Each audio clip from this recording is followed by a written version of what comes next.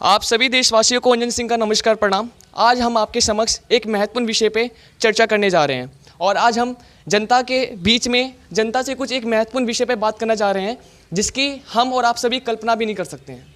आइए सबसे पहले और आप सभी देशवासियों से ये भी अनुरोध है और निवेदन है कि यदि आप यूनिटी हिंदुस्तान को देखते हैं तो अपनी सहमति और असहमति लाइक, डिसलाइक, कमेंट और सब्सक्राइब और शेयर के माध्यम से ज़रूर जताएं। और आइए सबसे पहले हम कैमरा सर, आपका नाम क्या है? मेरा नाम भूल सिंह। सर, जैसे कि हमें पता है और आपको भी पता है कि भारत एक लोकतंत्र देश है जहाँ पे चोरी, डकैती, तस्करी, अत्याचार, भ्रष्टाचार, आरोप, रेप, प्रत्यारोप का कुछ ऐसा वातावरण बन रहा है और ये भी नहीं लगता कि देश में कोई ईमानदार आदमी रह गया है। और हमारे देश में ये जो जितने भी केसेस दिखने को मिलते हैं कि एक नाबालिग बच्ची के साथ रेप, बलात्कार जो हो रहा है, इसका सबसे बड़ा कारण क्या है? इसका सबसे बड़ा कारण किसको जताते हैं? भाई हम तो बाबा ब्रेट नगर का बाबा का बच्चे हैं। हम तो बाबा जो भीमराव जो कह गए उसी बात को मानते हैं और बाबा वाल्मीकि जी को, और सारा यही काम है। जो हमारे जो बुजुर्ग है वे पीछे जो हमारे साहिबान है वे तो लकोया जा रहा है और आगे जो नए पैर काटते जा रहे हैं। हमारा कोई गिनती में नाम ना लेगा। सर, ये जो भी मैं कह रहा हूँ जितने भी रेप के जितने भी केसेस आ रहे हैं, इसका सबसे बड़ा जिम्मेदार किसको जताते हैं? इस देश की कानून व्यवस्था को जताते हैं या किसको जताते हैं आप? हम तो भाई जब तक बीजेपी आई है बीजेपी वाला ही कर रहा है जो भी कुछ कर रहा है। अन्य कांग्रेस का राज में इतना नहीं था जितना अब चोर, डकैत ये सब पकड़े गए हैं, तो ये बीजेपी के राज में आया है। जब तो साइड में होकर सब आदमी खाते रहे, पीते रहे। अब ये साइड वाइड की कोई बात नहीं। अब तो सरेआम ही बच्चों को इनको सरेआम ही कोई हथौड़ा से मार दे है, कोई कैसे मार दे, ऐसा चल रहा है अब तो। नमस्कार सर, आपका नाम क्या है सर? नमस्कार जी, रमेश है मेरा नाम। रमेश। श्रीमान, आपसे एक सरल सा प्रश्न हम ये पूछ रहे हैं कि आज जितने भी हमारे देश के युवा हैं, कहीं ना कहीं दिखने को मिलता है कि उनके चरित्रता में अपवित्रता आ रही है। इसका सबसे बड़ा कारण क्या हो रहा है? बेरोजगारी। जब काम धंधा नहीं होगा तो वो करेंगे, उल्टा सीधा ही काम करेंगे। बेरोजगारी है इस टाइम सबसे ज़्यादा हमारे देश के अंदर इस टाइम। ये बिल्कुल सबसे बड़ा और सबसे बेहतर मुद्दा सर ने उठाया है कि हमारे देश में ये पहले से भी है और अभी से भी है कि बेरोजगारी की जो गंभीर एक ऐसी दृष्टिकोण हमें दिखने को मिलती है जिसकी हम कल्पना भी नहीं कर सकते। आज हमारे देश के युवाओं में बेरोजगारी इतनी फैल रही है कि आज हमारे देश के युवा कुछ ऐसे मार्ग की ओर प्रदर्शन कर रहे हैं, दिख रहे हैं, जिसकी हम सोच भी नहीं सकते हैं। अच्छा सर, एक सरल सा प्रश्न और पूछ रहे हैं कि धर्म के आधार पर किसी भी समाज या किसी भी देश का विकास किया जा सकता है? नहीं जी, बिल्कुल नहीं। मिलजुल के ही होगा सबका। अच्छा, हम आपसे जितने भी आप यहाँ पे बैठे हैं एक सरल सा प्रश्न पूछ रहा हूँ कि हमारे देश में जितने भी नेता आते हैं, नेता आते रहते हैं, जाते रहते हैं, लेकिन जो प्रभावित जो होते हैं वो आम नागरिक होते हैं। आज हमारे देश में जितने भी बड़े बड़े नेता हैं वो तो अपने भाषण दे के चले जाते हैं, लेकिन भुगतना हम सभी को पड़ता है। और एक सर, आप मुझे ये बता सकते हैं कि ये कथन सत्य है कि सबसे पहले मुगलों ने, राजाओं ने शासन किया था, उसके बाद अंग्रेज़ों ने शासन किया, उसके बाद अब नेता शासन कर रहे हैं? क्या ये कथन सत्य है? सत्य है, और क्या इसमें झूठ क्या, कुछ भी नहीं है इसमें। अब तो नेताओं की चल रही है और किसकी चल रही है, सारी वही करते हैं जो करना है उन्हें। काली करे, पीली करे, नीली करे, वही कर रहे हैं इस टाइम। मालिक ही वही है इस टाइम। मैं जितने भी दर्शक इस वीडियो को देख रहे हैं, आप सभी से मैं निवेदन करता हूं कि सरकार तक इस विचारों को जल्दी पहुंचाने का कष्ट करें कि बेरोजगारी को सबसे पहले ख़त्म करने का प्रयास करें, तभी देश विकसित करेगा। यदि देश की शिक्षा व्यवस्था मजबूत होगी, यदि देश की स्वास्थ्य सेवाएं व्यवस्था जो मजबूत होगी, तभी कोई देश विकसित हो सकता है। आइए, यहाँ पे कुछ स्त्रियाँ भी हैं, महिला भी हैं, उनसे। हाँ जी मैम, आपका नाम क्या है? इंदिरा। आपसे ये प्रश्न पूछ रहे हैं कि जो सरकारें हैं, बहुत सारी सरकारें हैं, वो बस एक राष्ट्रीय स्तर पे राष्ट्रीय स्तर के मुद्दों को बस सुलझाती है। जैसे आर्टिकल 370 आया, ये 3 तलाक आया, ये जो बड़े से बड़े मुद्दे हैं जो बीजेपी की सरकार ने उसका वो सही से समस्याओं का समाधान किया है। लेकिन आप बीजेपी सरकार को ये बताना चाहेंगी कि आप जितना भी विकास जितने भी आप इतने बड़े बड़े मुद्दों पर विचार करें और सुलझाएं, बेहतर है, लेकिन यदि जब तक हमारे देश में प्रत्येक युवाओं को रोजगार उपलब्ध नहीं होगा, जब तक हमारे देश के प्रत्येक बच्चों को शिक्षा नहीं पहुंचेगी, जब तक हमारे देश के सभी व्यक्तियों को स्वास्थ्य सेवाएं नहीं प्राप्त होगी, क्या हमारा देश विकास कर सकता है? नहीं कर सकता, नहीं कर सकता, नहीं कर सकता। और सबसे बड़ा ये भी कारण है कि हमारे देश में कानून व्यवस्था इतनी कमज़ोर हो गई है कि आपने जैसे कि निर्भया केस देखा था कि उस बच्ची के साथ या उस महिला के साथ किस प्रकार का रेप किया गया था। मतलब रेप उसको कुछ दिनों में किया और सज़ा जो है कानून व्यवस्था इतने लेट में सुनाई थी। मैं न्यायपालिका से ये रिक्वेस्ट भी करता हूँ कि जिस समय जिसके साथ जो भी व्यवहार होता है या जो जनता करती है, तुरंत की तुरंत उसका समाधान करना चाहिए। ना कि आप बताइए कि उसकी जो माता थी, उनने हार नहीं माना और अपनी बेटी को न्याय दिलाया।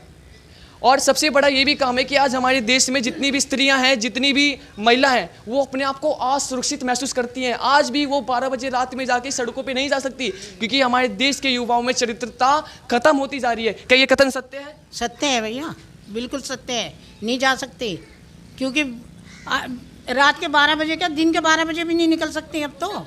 इतना गुंडागर्दी हो रही है, बहुत ज़्यादा हो रही है। ये न्याय खत्म करना चाहिए। जी बिल्कुल, जो जैसा कर्म करता है फल उसी को तुरंत देना चाहिए, ना कि आज किया कर्म और फल दिया कम से कम 5-10 साल बाद। तो आप सबसे निवेदन करते हैं, सरकार से निवेदन करते हैं कि तुरंत से तुरंत सजा सुनाई दी जाए। आइए श्रीमान, सबसे पहले हम ये पूछ रहे हैं कि आपका नाम क्या है? दीपक। श्रीमान, क्या आप ये बताने का कष्ट करेंगे कि आप भी एक युवा हैं देश के? हाँ जी। अभी और आप युवा में किस प्रकार का वातावरण देख रहे हैं? क्या युवाओं की बेरोजगारी की समस्या, उनको ऐसी बेरोजगारी की समस्या का समाधान करना पड़ता है? बेरोजगारी तो बहुत हो गई है, लॉकडाउन के उससे बंदे बहुत परेशान हैं, काम धंधे नहीं लग पा रहे बेचारों के। सरकारें बड़े से बड़े, सरकार क्या कर रही है? सरकार कुछ नहीं कर रही है, अपना अपना फायदा देख रही है, गरीबों का थोड़ी देख रही है सरकार। जी ये बिल्कुल सही बात है। ये मेरे विचार नहीं, जनता के भी विचार हैं कि जी बिल्कुल बेरोजगारी की समस्या इतनी बन गई है जिसकी हम कल्पना भी नहीं कर सकते हैं कि बेरोजगारी है क्या। लोगों में बेरोजगारी इतनी बढ़ गई कि आज यदि आप बोलते हैं कि आत्मनिर्भर भारत तभी होगा जब देश के 12वीं कक्षा में पढ़ने वाले विद्यार्थी भी, जब देश के 10वीं कक्षा में पढ़ने वाले विद्यार्थी भी, जब रोजगार के अवसर उनको उपलब्ध हो और अपने खर्चा उनको खुद निकाल पाएँ, तभी हमारे देश विकसित कर सकता है। अच्छा, आप कैमरामैन अभिषेक से विनती करता हूँ कि कैमरा और नज़दीक करें। क्या? मेरा नाम कुणाल है। इनका नाम कुणाल है। आज सरकारें जो है नई से नई शिक्षा नीति निकाल रही है और आप देख रहे हैं कि मैं प्राइवेट स्कूलों की बात नहीं कर रहा हूँ, मैं सबसे पहली बात कर रहा हूँ गवर्नमेंट स्कूल के बच्चों की। आज सरकारें जो हैं, मैं किसी से डरता नहीं हूँ, मैं आपको खुल के बता रहा हूँ क्योंकि भारत में रहता हूँ और मुझे स्वतंत्रता का अधिकार है कि मैं अपने विचारों को कैसे भी प्रकट करूँ, परंतु वो विचार नकारात्मक रूप से जनमानस के लिए खतरा उत्पन्न ना करे। मैं इतना खुल के बता रहा हूँ कि आप यदि किसी भी गवर्नमेंट स्कूल में, सरकार जो होती है वो 2-3 गवर्नमेंट स्कूल को चमका देती है और ये ऐठ में बार बार रहती है कि हमने गवर्नमेंट स्कूलों में बहुत काम किया है, हमने प्राइवेट गवर्नमेंट जो अस्पताल हैं उनमें भी बहुत सारा काम किया, लेकिन ऐसा कुछ नहीं है। आज भी आप जाइएगा गवर्नमेंट स्कूलों में तो बच्चों की स्थिति इतनी गंदी, बद से बदतर हो गई है कि बच्चे जो हैं गाली पे गाली, नशा, धूम्रपान, ऐसे चीज़ों का शिकार हो गए हैं जिसकी आप कल्पना भी ना करें। तो अच्छा, सबसे पहले आप ये बताएं आपका नाम क्या है? मेरा नाम कुणाल है। अच्छा, क्या जो दिल्ली के मुख्यमंत्री अरविंद केजरीवाल हैं, आप स्पष्ट है इससे? हाँ जी। उनने शिक्षा नीति में क्या कार्य किया है? उनने कार्य तो सही किया है, बट उनने कई जगह पर हमारे स्कूल में भी देख लीजिए, हमारे स्कूल के हर बच्चे, मतलब एक से एक बच्चे, छोटे छोटे बच्चे, अगर हम उनसे कभी गलती से टकरा गए तो गिर गए तो हमें गालियाँ देने लगते हैं। हमारे स्कूल में ऐसी हालत हो रखी है आजकल। इस पार्क में खूब धुआं हो, तो स्कूल में आ नहीं रहे। इधर आओ, इधर आओ। सिर्फ पढ़ाई होती है। अच्छा, कुछ पढ़ाई नहीं होती। बच्चे यहाँ खुद इसी पार्क में इतनी लड़ाई होती है, लड़की को लेके बैठे रहते हैं, फ़ोन पे गंदी गंदी पिक्चरें देखते हैं, गंदी गंदी गाली देते हैं, बहुत लड़कियों के इतना सताते हैं, बहुत ज़्यादा। सरकार क्या सोच रही है कि जितने भी क्रियाकलाप सरकार आपके सामने है कि आपको फर्क नहीं पड़ता, आप तो एसी में रहते हैं, आप बड़े बड़े घरों में रहते हैं। फर्क जो पड़ता है वो आम नागरिकों के बच्चों पे प्रभावित होता है। किसी की शर्म नहीं है। लड़कियां भी बिल्कुल ऐसी हो कोई रही हैं, शर्म आजकल नहीं है। लड़कियां भी कौन सी शर्म कर रही हैं, थोड़ा बहुत शर्म है ही नहीं। छोटे छोटी लड़कियां स्कूल से निकल निकल कर पार्क में घूमेंगी, मार्केट में घूमेंगी। कोई मतलब तो स्कूल में आजकल वो शर्म नहीं तो है। नहीं रही। आप बताइए, एक देश का राष्ट्र निर्माण कब तक संभव होगा? हमारे देश के युवा फोनों में इतनी गंदी गंदी चीज़ें देखते हैं। आज हमारे देश के युवा, जिनके ऊपर अपने समाज, अपने परिवार की जिम्मेदारी है, आज वही युवा गंदी गंदी वीडियो का इस्तेमाल करते देखने में, मनोरंजन के लिए, और साथ साथ में धूम्रपान के शिकार हो गए हैं। कैसे हो सकता है किसी देश का विकास ऐसे में? बहुत शर्म की बात है कि जो सरकार है इन सब मामलों पे ज़्यादा ध्यान नहीं देती है। सरकार से निवेदन करता हूँ, अनुरोध करता हूँ कि इन सब मामलों पे ज़्यादा ध्यान दे और देश के युवाओं में चरित्रता में एक पवित्रता लाएं। आज और सरकार से ये भी निवेदन करता हूँ, जिस प्रकार से आपने हर एक गांव में, हर एक देश, मतलब हर एक गांव में, हर एक राज्य में, हर एक जिले में आपने स्कूल, हॉस्पिटल खोला है, तो आपको एक राष्ट्र निर्माण के लिए एक छोटा सा विद्यालय भी खोलना होगा, ताकि लोगों की वहाँ पे चरित्रता में पवित्रता है। और यदि, और इधर ही, अच्छा सर, और आप क्या कहना चाहेंगे अभी के युवाओं के बारे में? भाई ये है कि यहाँ खूब आते हैं लड़के लोग, घूमते हैं पार्कों में, गंदी गंदी गालियाँ, ये स्कूल भी साथ ही है, और लड़की आ जाती है पेपर पेपर का नाम था, सुनने के नाम थे। यहाँ जो है उल्टी उल्टी बात है, किसी टाइम भी कोई पुलिस यहाँ ना चक्कर मारे ना कुछ मारे। मतलब यही बात होगी कि हाथी के दो दांत होते हैं, खाने के, दिखाने के। सरकार बस खाने का काम कर रही है, दिखा कुछ नहीं, बस सरकार दिख रही है। सीधा अर्थ यही हो गया है। आज ये बात सच भी है कि मैंने अपने आंखों से भी देखा है कि हमारे देश के युवा कि कितनी गंदी गंदी वीडियो के शिकार हो गए हैं। उनको कह तो रहे हूँ कि रिस्पेक्ट, व्यवहार, उनका व्यवहार इतना परिवर्तन हो गया है कि वो अपने परिवार में रहने वाले माता पिताओं तक को नहीं छोड़ रहे। इसका सबसे बड़ा कारण ये है कि वो ऐसे चीज़ों के शिकार हो गए हैं जिसकी हम कल्पना भी ना कर सकते हैं। तो और हाँ, सरकार से ये भी अनुरोध करता हूँ मैं कि जितने भी केजरीवाल हैं या कितने, मतलब जो दिल्ली के मुख्यमंत्री केजरीवाल हैं, वो कहते हैं कि हम दिल्ली की शिक्षा नीति में परिवर्तन लाइए, बहुत अच्छी बात है, लेकिन जब तक हमारी शिक्षा नीति परिवर्तन तब तक नहीं होगा जब तक आपके बच्चे प्राइवेट स्कूल की जगह गवर्नमेंट स्कूल में पढ़े। यदि वही नेता सबसे बेहतर नेता होता है जो गली गली में जाके, गांव गांव में जाके हर एक नागरिकों की प्रॉब्लम को सॉल्व करे, ना कि गद्दी पे बैठ के सरकार दो, जनता अपने विश्वासों से उनको वोट देती है, गद्दी पे बैठकर ऐस मौज ले और जनता को कुछ कार्य ना करे, 5 साल में 5 कार्य ना करें, ऐसा मत करिए। और अच्छा ये बताइए कि लॉकडाउन हुआ, इससे आपके दिनचर्या में, दैनिक जीवन में किस प्रकार से प्रभावित हुए आप? बहुत बुरी तरीके से। काम, बच्चों का काम छूट गया, घर बैठे हैं, सब बच्चे घर में बैठे हैं। बिल्कुल सब बच्चे घर बैठे हैं।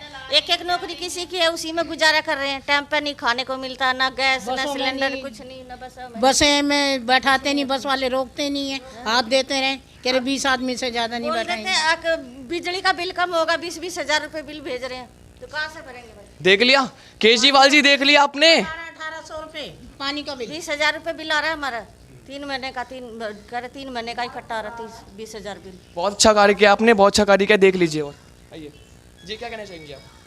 बिजली के बिल आ रहे हैं भैया, 20-20 हजार, 10-10 हजार, तनख्वाह वंखा है नहीं, इतनी ना बढ़ रही तनख्वाह, कहाँ से देंगे? बेरोजगारी है। ये बात बिल्कुल सच है कि एक मध्य क्लास फैमिली के लिए, एक मिडिल क्लास फैमिली के लिए काम करना बहुत बड़ी बात है। 10,000 में गुजारा करना बहुत बड़ी बात है। बस वाले बस नहीं रोकते, बस वाले बस नहीं रोकते, जल्दी से 20 आदमी को पैदल बैठा के पैदल चले चलते जाते हैं, हैं, कहते पैदल जाते हैं। पैदल पैदल आ जाओ, न तनख्वाह बढ़ रही। तनख्वाह नहीं बढ़ रही। उन सभी गद्दार नेताओं से कहना चाहूँगा मैं कि जितने भी जनता की जितनी भी बातें हैं, आपने इस वीडियो को देखा होगा, तो जनता की पूरी बातों को मतलब फॉलो करें अपनी लाइफ में और जल्द से जल्द इस समस्याओं का समाधान करें और हमारे देश के युवाओं को रोजगार उपलब्ध करवाएं, हमारे देश के बच्चों को शिक्षा उपलब्ध करवाएं, हमारे देश में रहने वाले नागरिकों को स्वास्थ्य सेवाएं उपलब्ध करवाएं। यदि आप क्या कहना चाहेंगे? मैं कहना चाहता हूँ कि हमारे जो देश है उसमें बेरोजगारी इसलिए छा रही है क्योंकि वो जो आजकल नेताओं से लेके छोटे छोटे प्यून तक घूस ले रहे हैं। और मेरे एक भैया है, वो भी कुछ दिन पहले गए थे इंटरव्यू देने, और अंदर जाने के लिए परमिशन के लिए गार्ड को उन्हें घूस देनी पड़ रही है, वो घूस मांगते हैं अंदर जाने के लिए। और एक तो किसी को अंदर आने के लिए नहीं, पार्क जो हमारे यहाँ एरिया में है उन्हें भी अंदर नहीं आने देते, पूरे घास इतने बड़े बड़े हो गए हैं, साफ़ नहीं करवाते। और हमारे जो देश के सरकार है वो मतलब इन चीज़ों पे बिल्कुल ध्यान नहीं दे रही।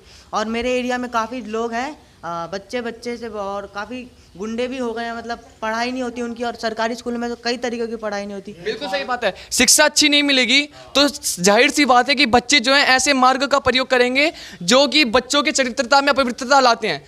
तो बच्चों को सेवाएं उपलब्ध करवाएं, बच्चों को अच्छी अच्छी मतलब क्लासेस दें, जिसके कारण से बच्चों का राष्ट्र निर्माण संभव हो और देश का भी राष्ट्र निर्माण संभव हो।